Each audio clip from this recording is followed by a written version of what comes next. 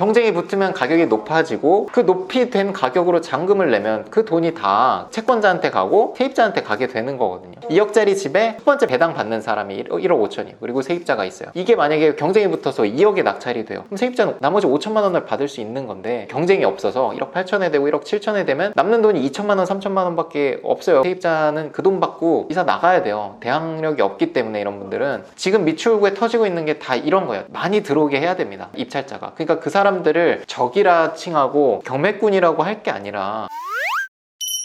반갑습니다. 오랜만입니다. 이슈입니다. 이슈예요. 영상이 오히려 좀 늦었네요. 이슈 됐을 때 얘기를 했었어야 되는데 생각보다 경장인 TV가 영향력이 좀 있으시더라고요. 굳이 제가 언급을 하진 않았는데 여기저기 이제 나오더라고요. 제 채널 모자이크에서 나오고 제가 일일이 대응을 하지는 않았는데 큰 화두니까 저의 생각을 한번 정리해보는 시간을 가져보면 좋을 것 같아요. 영상이 좀 길어질 수도 있겠지만 일단은 전세는 오래전부터 있었던 제도인데 전세 사기가 갑자기 빌라 오피스텔에 치중돼서 나오는가를 보면 명확해요. 빌라나 오피스텔은 매매가 대비해서 전세가가 비슷한 수준이기 때문에 지금같이 급박한 하락이 오게 되면 매매가가 2천만 원만 떨어져도 전세보증금보다 가격이 내려갈 수도 있는 거예요. 그럼 집주인 입장에서는 이 집의 자산 가치보다 부채가 더 커졌죠. 그게 한 채만 있으면 사실 1,000만 원을 내어드리면 되지만 100채, 200채 다 같이 가격이 떨어지게 되면서 사고가 터지게 된 걸로 보입니다. 전국구로 지금 퍼지고 있죠. 전세보증금을 내어주지 못하는 상황. 2020년 8월에 임대차 3법이 통과가 된 이후에 아파트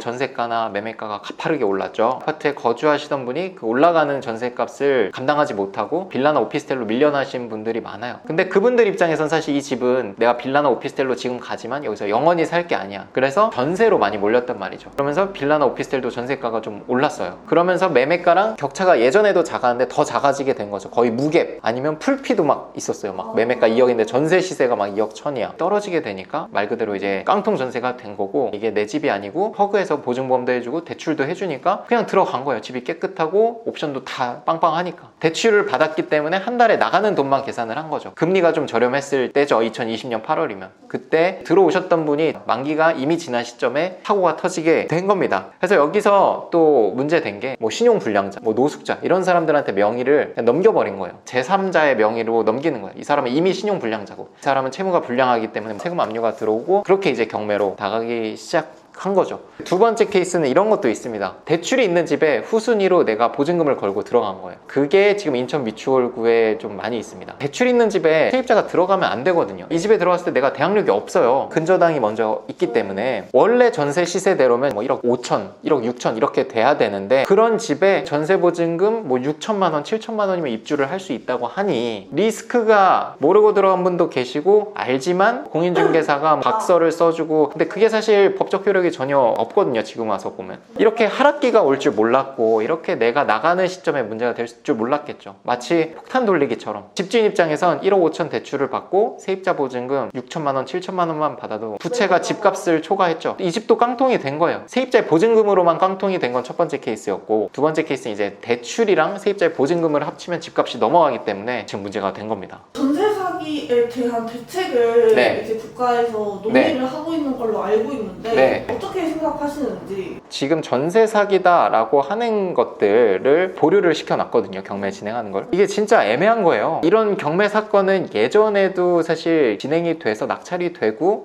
명도하고 이랬었는데 이미 나갔으니까 구제를 못 받는 거잖아요. 이걸 해결하려고 했을 때 억울한 사람이 생기기 마련이고 통틀어서 전세 사기로 볼 것이냐. 정부에서 지금 5가지 정도의 방안을 냈어요. 첫 번째가 이제 임차인 우선 매수권, 항상 방법을 찾아보면 먼저 나오는데 이게 뭐냐면 경매로 이제 진행이 돼서 낙찰자가 나오죠. 낙찰된 가격에 세입자가 우선적으로 매수할 수 있는 권리를 주겠다라는 건데 세입자 입장에서는 이 집을 빨리 이사를 나가고 싶을 수도 있거든요. 보증금을 달라는 건데 보증금 대신 이제 집을 주겠다. 그것도 네가 대출 받아서 한 달에 나가는 돈을 줄이기 위해서 좀 저금리로 국가에서 이제 대출을 해주겠다 이런 건데 사고 싶지 않은 사람들이 훨씬 더 많거든요. 이게 근본적인 해결책이 되는 건 아닌 것 같습니다. 세입자가 낙찰받았을 때 이제 세금을 감면시켜 주겠다. 낙찰받아도 대출이 100% 나오는 게 아니니까 잔금이 부족하면 그걸 또 대출을 해주겠다. 무슨 돈이냐면 세금이에요. 우리 돈. 사실 이걸 세금으로 해결해주기 시작하면 아까 말씀드렸죠. 이 범위를 어디까지 세금으로 이거를 땜빵을 할 것이냐 한계가 있을 거란 말이죠. LH에서 우선 매수를 한 뒤에 이걸 공공임대주택, 이것도 세금이죠. 그래서 제가 생각하는 해결법은 첫 번째는 당해세라고 하는 이 세금 체납이 얼마나 걸려 있는지 오픈을 해야 되고, 제3자가 들어와서 이걸 사게 해야 되는 거지 이걸 국가가 사고 세입자가 사게 하는 거는 사실 한계가 명확합니다. 결국 제3자를 끌어들여야 돼요. 그 사람들을 끌어들이려면 적극적으로 제3자는 알 수 없는 이 세금 체납 얼마인지 이제 세입자보다 먼저 배당이 되는지 알아야 되기 때문에 이 법정 길을 알아야 됩니다. 경쟁이 붙으면 가격이 높아지고, 그 높이 된 가격으로 잔금을 내면 그 돈이 다 채권자한테 가고 세입자한테 가게 되는 거거든요. 2억짜리 집에 첫 번째 배당 받는 사람이 1억 5천이에요. 그리고 세입자가 있어요. 이게 만약에 경쟁이 붙어서 2억에 낙찰이 돼요. 그럼 세입자는 나머지 5천만 원을 받을 수 있는 건데, 경쟁이 없어서 1억 8천에 되고 1억 7천에 되면 남는 돈이 2천만 원, 3천만 원밖에 없어요. 세입자는 그 돈 받고 이사 나가야 돼요. 대항력이 없기 때문에. 이런 분들은 지금 미추홀구에 터지고 있는 게 다 이런 거예요. 대항력이 없는 분들이 정말 많더라고요. 그래서 지금 어떻게든 이제 보류시키고 이런 규제책을 만들어 달라라고 해서 그걸 이제 받으려고 하시는 건데, 조금이라도 더 받기 위해서는 많이 들어오게 해야 됩니다. 입찰자가. 그러니까 그 사람들을 적이라 칭하고 경매꾼이라고 할 게 아니라, 그래서 저는 그 경매라는 프로세스에 대한 이해가 좀 필요할 것 같아요. 경매가 채무자들, 임차인을 살리는 그런 프로세스가 아닌가. 맞아요. 일단은 정말 쉽게 얘기하면 돈을 빌려준 사람과 빌린 사람이 있는데, 돈을 빌린 사람이 돈을 안 갚았을 때 해결이 안 되잖아요. 그래서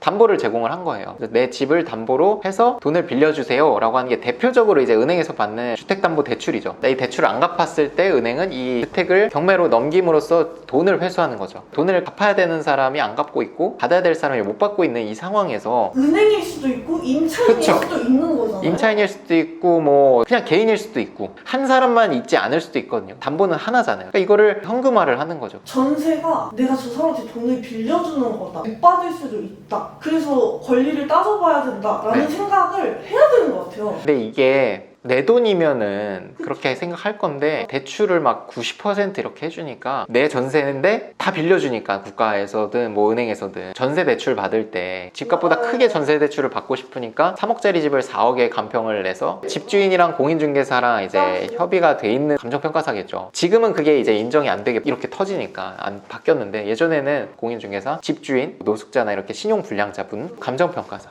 이렇게 4명이서 이거를 조직적으로 하면 세입자 입장에서는 전문가라고 하는 사람이 그렇게 설명을 하니까 이게 괜찮다고. 그러면 마지막으로 네. 이 영상 보시면서 그러면 네. 빌라를 사모으는 너랑 200채 가지고 있는 애들이랑 뭐가 달라? 이렇게 생각하실 수도 있을 것 같아요. 이제 조직적으로 한 분들, 그리고 지금 막 100채, 200채 터지는 것들은 일단 경매로 산 게 아니라 시세대로 사고 전세를 높게 받거나 뭐 거의 무피로 받거나 이런 건데, 저는 사실 경매로 일단 싸게 사고요. 저는 기본적으로 제가 갖고 있는 자산의 5% 정도는 현금으로 갖고 갑니다. 5%에서 10% 정도는. 세입자님들 보증금이 아파트로 치면은 뭐 5억, 6억 이런 보증금도 있잖아요. 근데 제 거는 뭐 크지 않거든요. 경매로 산 물건은 전세금을 돌려주는 경우가 없죠. 이런 하락기를 저도 처음 겪은 건데, 저는 갖고 있는 부동산 개수가 20개 정도 되는데 이 이상으로 늘리진 않을 것 같아요. 분위기가 이제 언젠가 다시 살아나겠죠. 그때 이제 좀 포트폴리오를 좀 배분을 해서 팔고, 지금 낙찰 받는 것도 전세보다는 좀 월세 위주로 좀 가려고 해요. 월세는 사실 보증금이 크지 않기 때문에 언제든지 그 보증금은 제가 드릴 수 있거든요. 조속히 해결되길 저도 기원하고, 세입자분들이 피해를 적게 받으면서 원하는 집으로 이제 가셨으면 좋겠습니다. 고생 많으셨습니다. 감사합니다.